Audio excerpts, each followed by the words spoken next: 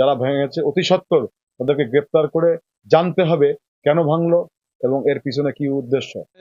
আমাদের বিশ্বকবি রবীন্দ্রনাথ ঠাকুরের যে মুরালটা রয়েছে এখানে কে বা কারা তার মুখে কালি দ্বারা মেখে দিয়েছেন। এটা অলরেডি পুলিশ এই জায়গাটি পরিদর্শন করেছে, আমিও আসলাম, দেখলাম আমরা কে বা কারা করেছে তা দেখে ব্যবস্থা নিব।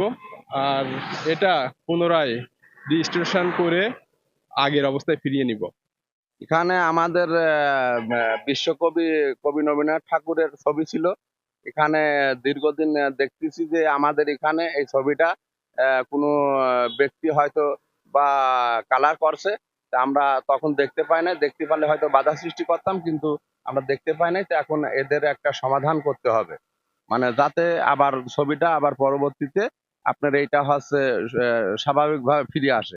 একনল হ্যান্ড ওয়াশ 100% প্যারাবেন ফ্রি, তাই নিরাপদ হাতের জন্য আস্থা রাখুন একনলে। তবে এই জিনিসটা পরিকল্পনা যে নষ্ট করার পরিকল্পনা করেছে, এটা আসলে একটা খারাপ জিনিস। এটা হচ্ছে সম্পূর্ণ খারাপ জিনিস। এটা আমি খুবই খারাপ চোখে আর কি দেখতেছি। এই জিনিসটা করা এটা ঠিক হয় নাই।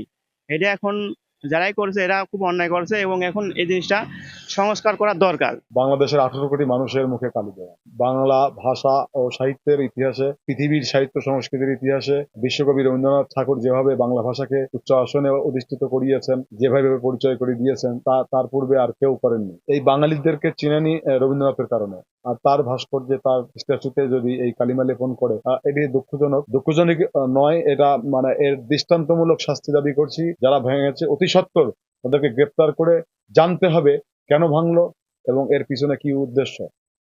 যে কোনো অসৎ উদ্দেশ্য, আর পিছনে রাজনৈতিক উদ্দেশ্য থাকতে পারে, সাংস্কৃতিক উদ্দেশ্যও থাকতে পারে। এই সকল উদ্দেশ্যকে নস্যাৎ করে প্রতিহত করে আইনের আওতায় এনে দৃষ্টান্তমূলক শাস্তি না করতে বলে প্রশাসনের ব্যর্থতা, দেশের ব্যর্থতা। বা কারা করছে, কখন করছে, এটা আসলে আমরা স্থানীয় তবু বলতে পারবো না। আমাদের চোখের সামনে এটা হয়নি, আমরা চলাফেরা করি কোন সময় হয়েছে। কুষ্টিয়ার কুমারখালীতে বিশ্বকবি রবীন্দ্রনাথের গীতাঞ্জলি স্মারক ফলকটি কিছু বিকৃত মানুষ সেই ফলকটি রবীন্দ্রনাথের মুখ কালি মেখে দিয়েছে। ভীষণ দুঃখজনক, লজ্জাজনক।